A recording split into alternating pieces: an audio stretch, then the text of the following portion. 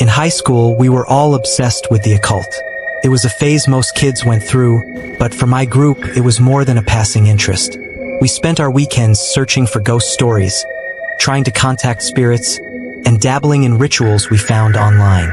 But nothing we'd done before compared to the night we tried to summon the spirit of Frederick Bauer, the creator of Pringles. It was Jimmy's idea. He had always been the one to push boundaries, and when he found out that Bauer had supposedly been buried in a Pringles can, he became fixated on it. "Wouldn't it be crazy to talk to him?" he suggested one night. We all laughed, but there was an underlying thrill to the idea, so we agreed to do it, setting a date for that Friday night in Jimmy's basement. The basement was the perfect setting, dark, cramped, and cluttered with old furniture and dusty boxes.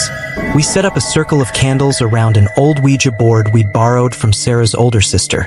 In the center of the circle, we placed a can of Pringles, a symbolic offering to the spirit we were about to summon. Jimmy, ever the ringleader, started the ritual. We each took a chip from the can and ate it, a solemn act that felt almost like communion. Then Jimmy began to chant, his voice low and steady, calling out to the spirit of Frederick Bauer. First, nothing happened. The room was silent except for the occasional creak of the house settling. We exchanged nervous glances, unsure if we were supposed to feel relieved or disappointed. But then, the temperature in the room began to drop. I could see my breath in the dim candlelight, and a cold shiver ran down my spine. The candles flickered, their flames bending as if caught in a gust of wind, though the air was still. The planchette on the Ouija board started to move slowly at first, then with increasing speed. None of us were touching it. We watched in stunned silence as it spelled out words we couldn't understand, foreign and ancient. Jimmy's chanting grew louder, more frantic. The atmosphere in the room became oppressive, as if something unseen was pressing down on us.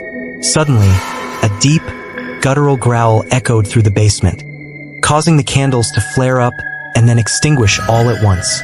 We were plunged into darkness, the only light coming from the faint glow of the Ouija board.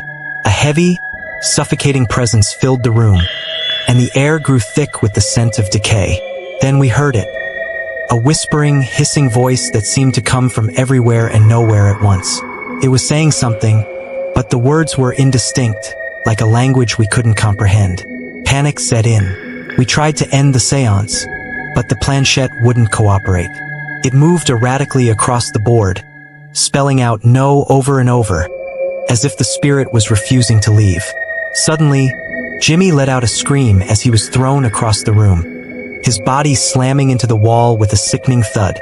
We rushed to his side, but before we could reach him, the basement door slammed shut, trapping us inside.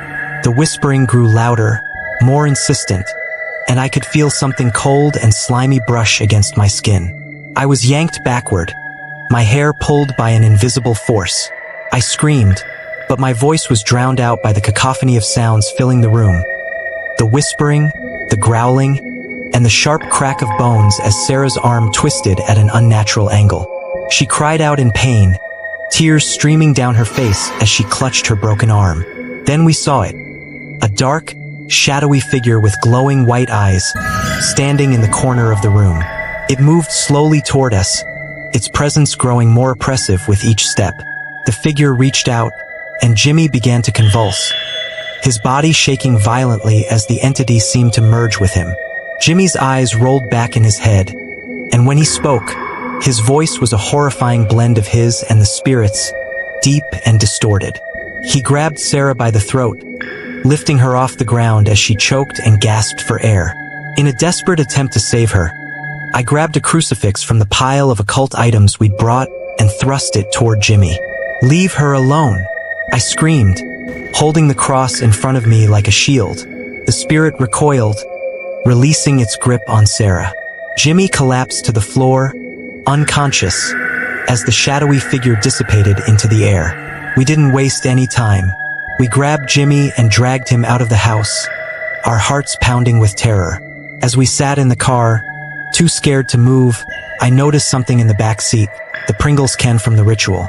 It lay there untouched as if mocking us. None of us dared to touch it, and when we finally drove away, we left it behind, praying that whatever we had summoned would stay with it and not follow us. The next day, Jimmy didn't remember anything about what happened, but the rest of us did. We swore never to speak of it again, but the memory of that night haunts me to this day. I can still hear the whispering in my nightmares, still feel the cold grip of the spirit's presence. And I know that some things are better left alone.